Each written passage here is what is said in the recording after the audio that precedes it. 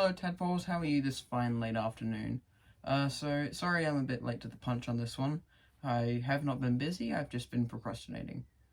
So around a week ago, not a week, like a couple of days ago, I watched Avatar 2 with my friends at the cinema, and it had already been out for like a week.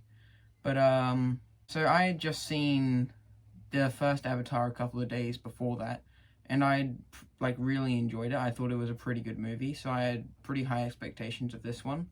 On one hand, I knew that in order for it to be a success, it would have to not only still look amazing, but also have a like actually good story, because CGI has got so much better these days.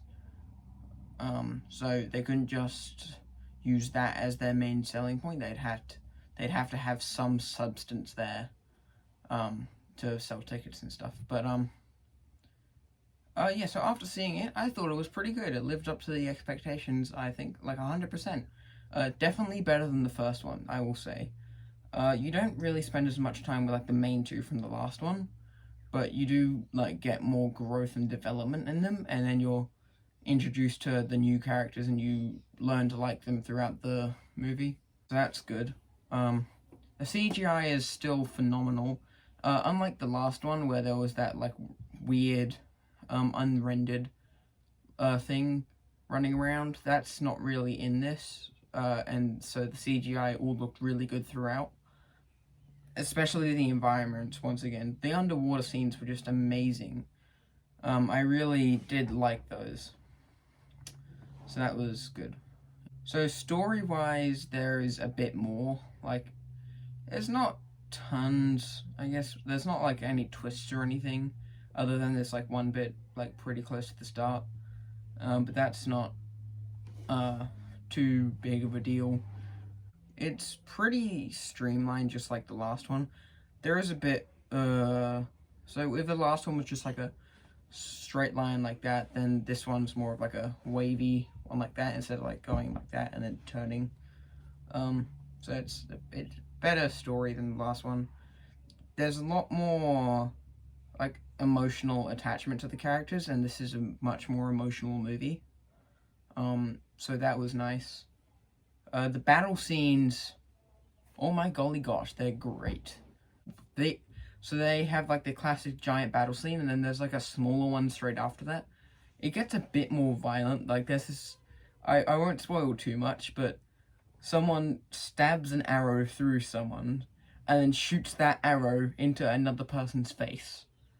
Like through that person who they just stabbed it through. And that scene is so cool. Yeah, so I really enjoyed like the big fish in this one. I am a big fan of sea monsters, like Jormungandr in Norse mythology, Megalodons, Mosasaurs, stuff like that. So I really enjoyed seeing the giant fish swimming around in the beautiful oceans. So that was really nice. It does go on for a while though. That's like my only complaint really.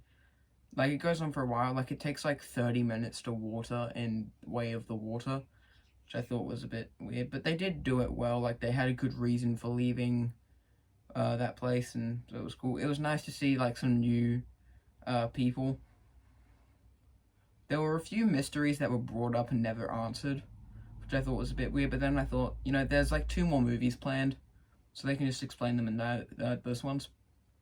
So that wasn't too big of a deal. Yeah, I don't really have too much else to say other than that. So I'll give it my rating. So this one's definitely better than the first one. Still not always is pretty amazing actually, but yeah, so I give this movie a 70 out of 75 grapes on a bunch. Alright, toodaloo, enjoy your day.